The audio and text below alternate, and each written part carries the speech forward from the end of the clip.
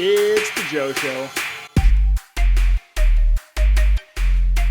Hello and welcome to the Joe Show with me, Joe! It's the Joe Show! So this is the show where I try to read an article a day and comment on it to keep my stupid away. You learn something, I learn something, we're all winners here. So currently in the United States of America, there's a huge protest going on. It has amplified this Black Lives Matter movement to the point where on Instagram yesterday, there was a show of solidarity where everyone posted a black square to show a media blackout in support of Black Lives Matter. So let's jump into the article here. Hopefully it'll explain what the heck happened because there was a huge backlash for people for doing it. On Instagram, black squares overtook activist hashtags. Early on Tuesday, social media users began posting black boxes with hashtags meant to support Black Lives Matter, and they ended up drowning out years of resources. Now, before I go on from here, I want to say, on my social media, my personal account, I posted the black square. I live in Germany, so when I woke up, it was deep into the night in the US, and I saw a friend of mine who happens to be a black guy post a black square with the hashtag Black Lives Matter. That to me connected for some reason. It just connected. So I just copied exactly what I saw from him and then posted it. And immediately after that, within probably 2 minutes, I had a white friend reach out to me and tell me, hey, remove that Black Lives Matter hashtag. You're actually harming the cause. And I went on to look on a couple other posts of people who had posted the black square, and it looked more like white people trying to tell other white people what to do. And so I personally just left it and then continued about my working day. Let's find out what exactly was going on. Anthony Williams was up late last night scrolling through Twitter when the black squares began to crowd out everything else. By midnight, people were panicking about the Black Lives Matter hashtag, which had suddenly become flooded with thousands of empty images. Williams, a sociologist and activist, opened Instagram and saw that the entire grid had gone black. The posts had completely overtaken the Black Lives Matter hashtag, flooding out all of the resources that have been there for the last few years, says Williams.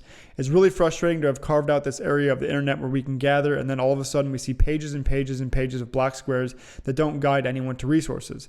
Around 1 a.m. on the West Coast, Williams tweeted about it. Do not post black squares with the hashtag Black Lives Matter. You're unintentionally, quite literally erasing the space organizers have been using to share resources. Stop it. Stop. Then, out of frustration, Williams, who identifies as non-binary and uses they-them pronouns, deleted Instagram and Twitter from their phone. There's a couple things that I want to point out here. This is, to me, very reactionary. So, yes, millions of people, unfortunately, posted a black square. Literally millions of people. So if you wanted to scroll back into the history of Black Lives Matter, you'd have to scroll past now millions, 15 million plus black squares, which is not helpful. I 100% agree with that. However, with that being said, it does not stop new posts after this day ends, after this Tuesday ends, from continuing to show resources, continuing to show police brutality, continuing to amplify black voices, and overall using the hashtag for what it was meant to do. However, this morning, I did go on Black Lives Matter, the official Black Lives Matter account, and I didn't see any posts from them saying, hey, everyone, you're ruining our movement. What are you doing? Why are you doing this? I didn't see it on their Twitter, I didn't see it on their Instagram, and I didn't see it on their website. And I figured if the official website of the Black Lives Matter movement really was freaking out about this, they would have made it a point yesterday to make an announcement on their blog, on their website, on their Twitter, on their Instagram, and say, hey, this is not okay. But the same megaphone that can amplify messages can also distort them. As recent protests have spread across American cities following the death of George Floyd, who died in police custody in Minneapolis.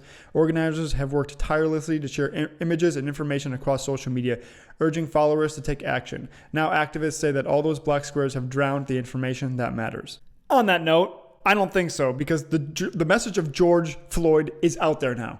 These 15 million black squares that just happened were because people know of George Floyd and know what's happening with Black Lives Matter. So From my vantage point, it's actually a show of how wide the message has been received. And I don't think it was maliciously intended to drown out voices of the Black Lives Matter movement. And additionally, now that it's Wednesday and no one's posting black squares, you can share all the resources you want and continue your work. For sure. It's frustrating, but that's not a reason to step away from the cause, to delete your Twitter, to delete your Instagram, because one day a bunch of people didn't know how to help out. And then blaming those people for trying to show solidarity and to help is not helpful either.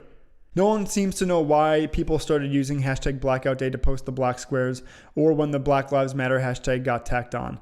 Originally, the movement began with a completely different hashtag, The Show Must Be Paused, created by Jamila Thomas, an Atlanta Records executive, and Brianna Agyemeng of the creative services from Platoon. They said, as gatekeepers of the culture, it's our responsibility to not only come together to celebrate the wins, but also hold each other up during a loss. They wrote in a message that was widely circulated on Instagram. Join us on Tuesday, June 2nd, as a day to disconnect from work and reconnect with our community. It says here, no one seems to know why people started using hashtag Blackout Day to post the black squares, or when the hashtag Black Lives Matter hashtag got tacked on. I want to offer my view on just social networks in general and what I think happened. So I think that this started as perhaps a blackout day for music and artists, and somebody posted a black square that had hashtag The Show Must Be Paused or Blackout Day on it, and then someone else saw it and posted it, and then they added the hashtag Black Lives Matter on it, and then someone else saw it and they posted it, and then so on and so forth. And as long as one or two people added the hashtag Black Lives Matter onto it, it was an easy way for me to engage in the conversation. That's, at the end of the day, that's what it was. It was easy for me to do. I could easily open up Instagram, cover the camera, take a picture, and then hashtag Black Lives Matter. That's exactly what happened. As I saw it, and I was like, I can do this so fast, and I can spread the message that, hey, we still need to keep up the fight, that it's not over yet, that America's not out of this, and that it must be recognized, and you have to keep it in mind. I wasn't thinking maliciously, I'm going to drown out the voices of Black Lives Matter. I was thinking I'm going to add to the voices of Black Lives Matter. And I think that it seems like the organizers had some personal frustrations that got mixed into what was happening, and it didn't allow them to just think about why it was happening, on the fact that it was easy. And there's probably also a lot of white guilt built in, and not just me as a white person, but all of the white people. So I saw people from all over the world posting it. This wasn't just an isolated American event. That's another thing that I see a lot with these conversations, is it's very America-centric. America's only one spot in the world, guys.